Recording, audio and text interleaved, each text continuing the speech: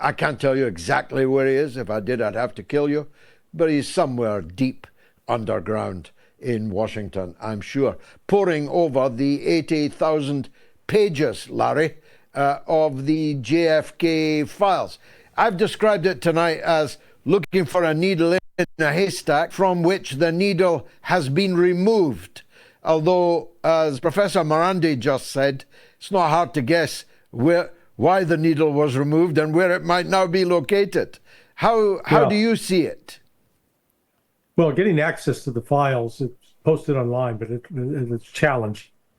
Look, I think the key to this, the best explanation I've seen over the years, is that it has been presented by Ryan Dawson.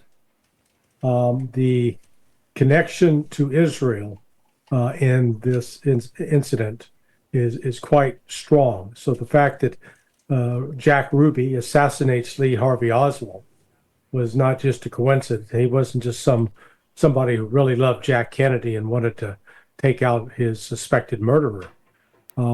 Ruby was part of a mafia group, and it was not just, he was connected both to the Italian mob and the Jewish mob, being Jewish himself.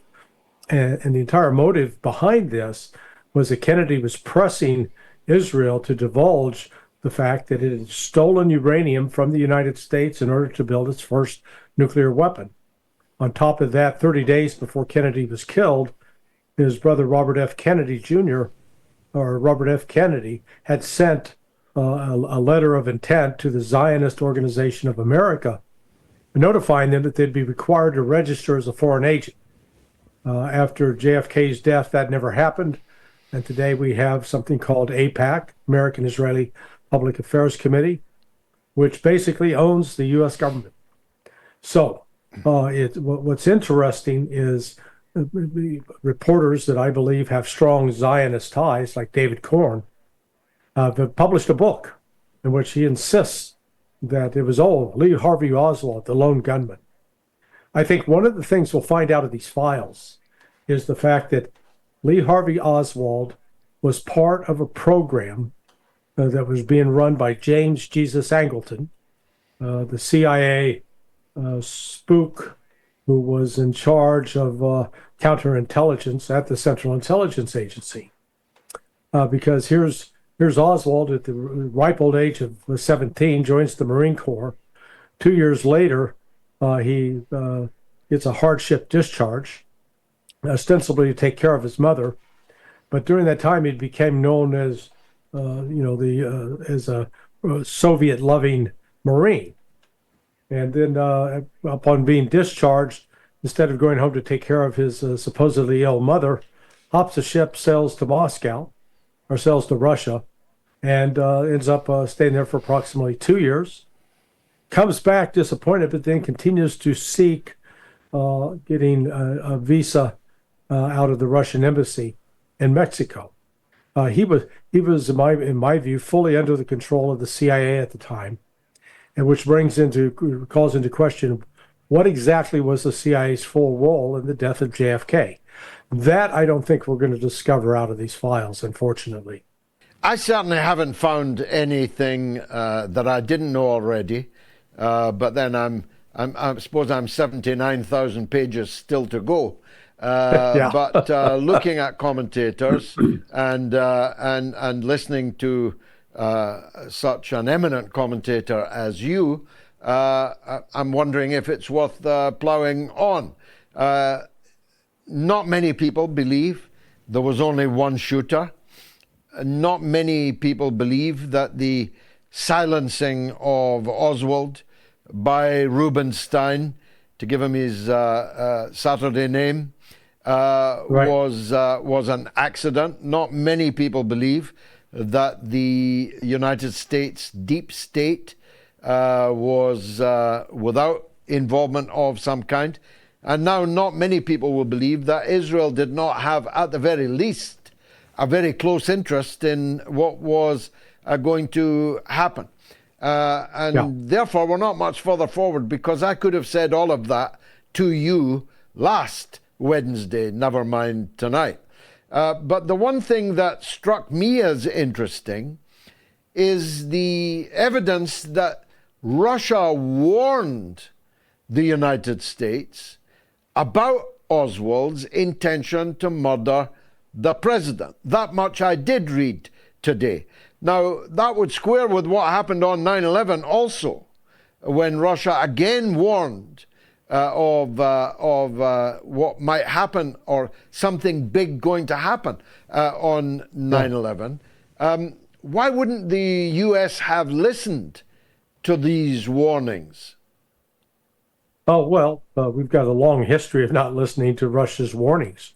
Remember, it was I believe it was the summer of 1944, July, when the Soviet troops stumbled across the extermination camp Majdanek and warned Great Britain, warned Washington that the Nazis were engaged in mass extermination.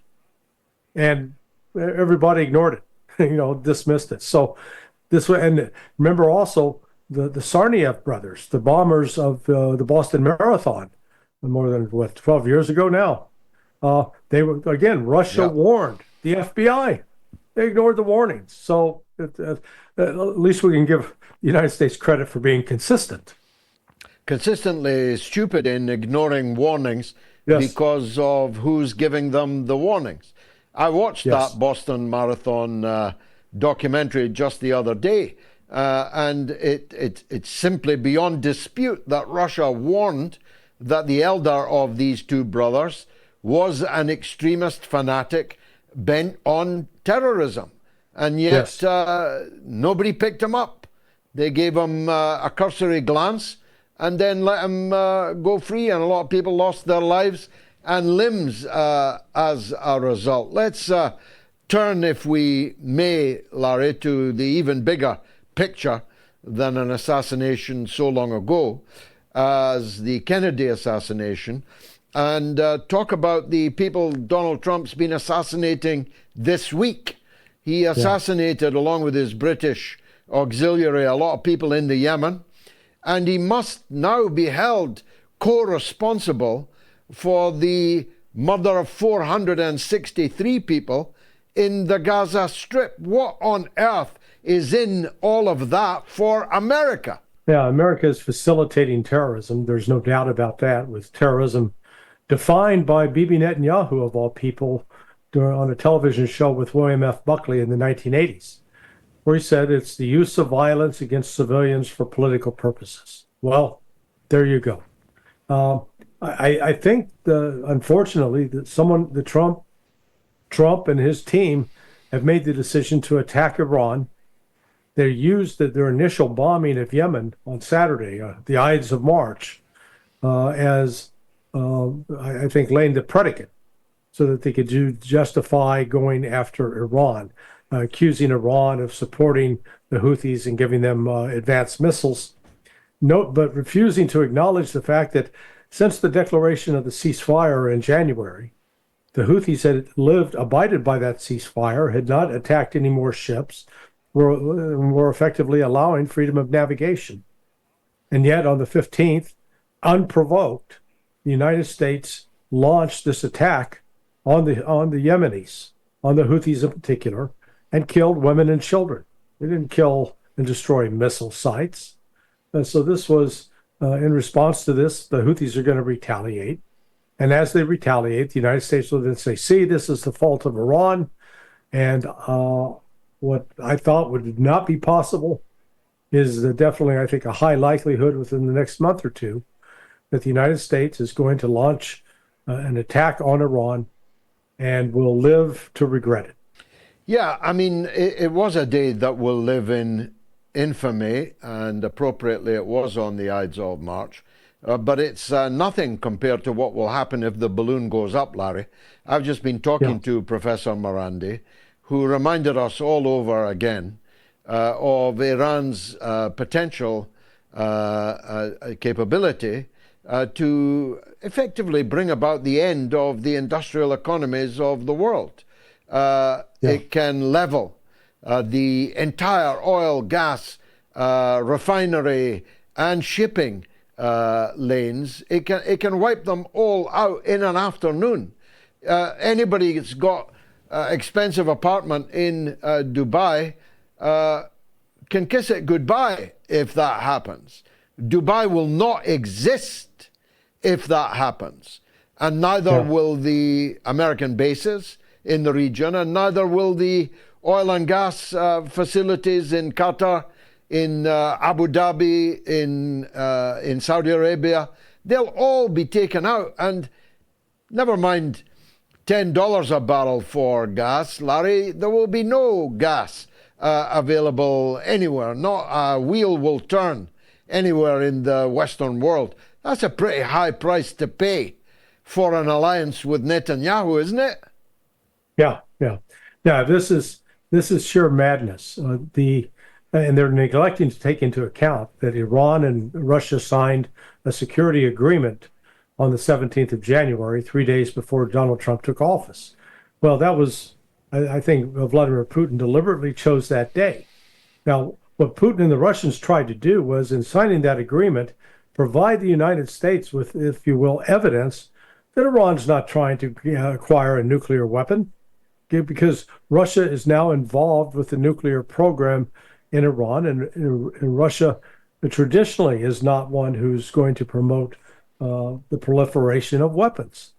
Let's also remember that probably, I think it was last week, marked the end of the 7th joint naval military exercise between or among Russia, China, and Iran. So an attack, if the United States decides to attack Iran and Iran's going to retaliate, it doesn't only risk the devastation that you've described, but it also carries with it the risk that this could bring Russia and even China into the fray. And then we're really talking about a global conflagration. So this is, on the part of Donald Trump, this is beyond malpractice. This is just madness. And yet it seems to contradict the efforts that he seems to be making to obviate that kind of cataclysm on the Ukraine track. How do we square this apparent contradiction? Well, he's